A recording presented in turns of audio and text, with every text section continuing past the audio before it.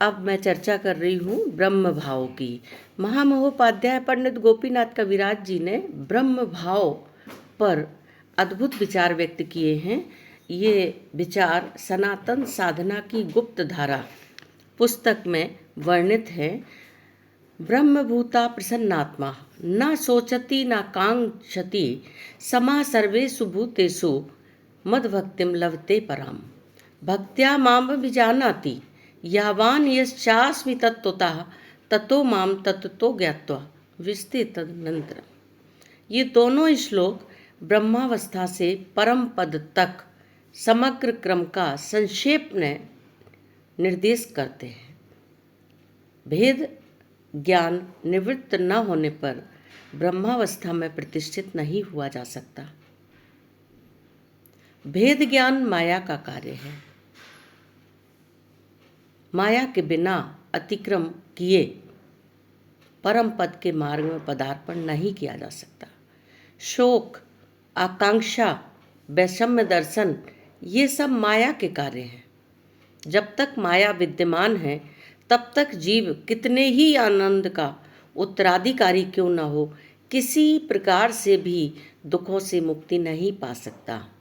प्रकृति के 3 गुणों का परस्पर नित्य संबद्ध होने के कारण जहाँ सब तो गुणों के कार्यों का आनंद है, वहाँ अल्प मात्रा में रजोगुणों के कार्य दुख अवश्य देंगे। त्रिगुणों से अतीत न होने तक शोक अथवा दुख से मुक्ति पाने की कोई आशा नहीं है। प्राकृतिक वस्तु का अभाव बोध, आकांक्षा प्राकृतिक राज्य में ही होती है। जब तक माया भेद कर त्रिगुणातीत ब्रह्म भाव की उपलब्धि नहीं हो जाती, तब तक प्राकृतिक अभाव विद्यमान रहेगा। यही अभाव बोध ही आकांक्षा है। ब्रह्म प्राप्ति के साथ साथ जब आप्तकाम अवस्था प्राप्त हो जाती है, तब हृदय की समस्त प्रकार की आकांक्षाएं समाप्त हो जाती हैं। त्रिगुणों की साम्यावस्था भंग होने पर सृष्टि का उद्भव होने के कारण सृष्टि के अंतर्गत प्रत्येक वस्तु में वैषम्य प्रतीत होता है।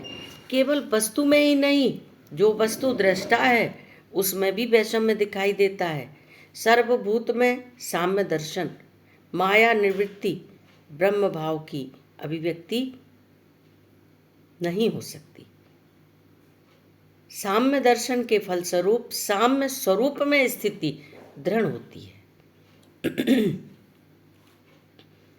माया भेद करने के बाद साधक में जो अवस्था उदय होती है वह ब्रह्म भाव है। इस अवस्था में शोक दुख नहीं रहता। यह तो आप्तकाम अवस्था है। साम्य ज्ञान के प्रभाव से सर्व गुणों का वैषम्य बोध निवृत्त होकर साम्य रूप में स्थिति प्राप्त करता है। इस अवस्था में सर्वत्र ब्रह्म दर्शन होता है। जिधर दृष्टि जाती है उधर ही अखंड नारायण की सत्ता ही दिखाई देती है। सम सर्वेषु भूतेषु। सिद्धावस्था होने पर भी वास्तव में सिद्धावस्था नहीं है। दुख, आकांक्षा एवं भोजन तिरोहित हो जाने के कारण कुछ लोग इस ब्रह्मावस्था को सिद्धावस्था के रूप में वर्णन करते हैं। जीव जब तक माया राज्य में रहता है तब तक पराभक्ति का स्वाद प्राप्त नहीं कर पाता। जागतिक सुख दुख में विचलित होने, जागतिक आशा आकांक्षा के अधीन रहने, परस्पर पृथक ज्ञान तिरोहित न होने पर भगवान के प्रति यथार्थ भक्ति का उदय नहीं होता। ब्रह्मावस्था से पराभक्ति की सूचना मिलती है।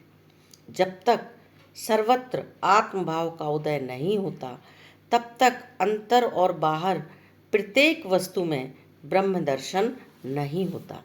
जब तक पराभक्ति की संभावना कैसे हो सकती है? हम लोग जिसे भक्ति कहते हैं वह अपराभक्ति है, निम्न स्तर की भक्ति है। यह भगवान के उद्देश्य की ओर प्रवृत्ति नहीं करती। भगवान के स्वरूप का दर्शन न पाने पर उनके प्रति भक्ति का उदय कैसे हो सकता है?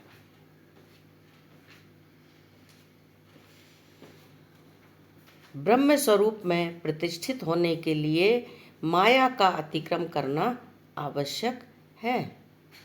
पराभक्ति उदित होकर स्वकार्य संपन्न करती है। ये स्वकार्य क्या है? भगवान के साथ सर्वतोभाव से परिचित होना, भगवान को पूर्ण रूप से पहचानना। जिस ज्ञान के प्रभाव से माया की निवृत्ति हुई है, ब्रह्म ज्ञान प्राप्त हुआ है, उस ज्ञान के द्वारा भगवान को पहचानना ब्रह्म ज्ञान ही है। यह ब्रह्मणो ही प्रतिष्ठा हम, मैं ब्रह्म की भी प्रतिष्ठा हूँ। ब्रह्म को जान लेने पर उनकी प्रतिष्ठा रूपी मुझे भगवान को जान लेना नहीं हो सकता। ब्रह्म ज्ञान एवं पूर्ण भगवत परिचय, इन दोनों के अंतराल में पराभक्ति की आवश्यकता है। ब्रह्म ज्ञान के बिना जिस प्रकार पराभक्ति उत्पन्न नहीं होती, ठीक उसी प्रकार पराभक्ति के बिना भगवान का पूर्ण परिचय प्राप्त नहीं किया जा सकता। अब इस पूर्ण परिचय को प्राप्त करने के लिए किन चीज़ों की आवश्यकता है? भगवान के तात्विक स्वरूप तथा उसकी अखंड विभूतियों को भी जानना चाहिए। यावान यस्वामी तत्वता, भगवान स्वरूपता और तत्वता जो है उसे जानना। वे शक्ति के रूप में क्या है इसे भी जानना। वह कितने बड़े हैं उसे जाने बिना नहीं जाना जा सकता। और इस प्रकार जान लेने पर भी भगवान को तब तक नहीं जाना जा सकता जब तक उनके स्वरूप का पता न प्राप्त किया जा सके। पराभक्ति के द्वारा निगूढ़ भगवत स्वरूप, उनकी अचिंत शक्ति, अपरोक्ष ज्ञान के विषयीभूत है। यह सविशेष ज्ञान है। पहले जिस ब्रह्मभूत अवस्था के बारे में कहा गया है, जो मायातीत, सुख दुख के अतीत, तृष्णा शून्य एवं भेद वर्जित है, वही निर्विशेष ब्रह्म के बारे में है। माया की निवृत्ति के बाद, निर्विशेष ब्रह्म में स्थित हो जाने के बाद, ब्रह्म के प्रतिष्ठा रूपी भगवान को जानने के लिए पराभक्ति की आवश्यकता होती है। पराभक्ति के प्रभाव से भगवान का अचिंत स्वरूप और शक्ति भक्तों के निकट स्पष्ट हो जाता है। यही वास्तविक तत्व ज्ञान है। इसके बाद परम पद में प्रवेश अनायास हो जाता है। विस्ते तदनंतरम। ओम शिव।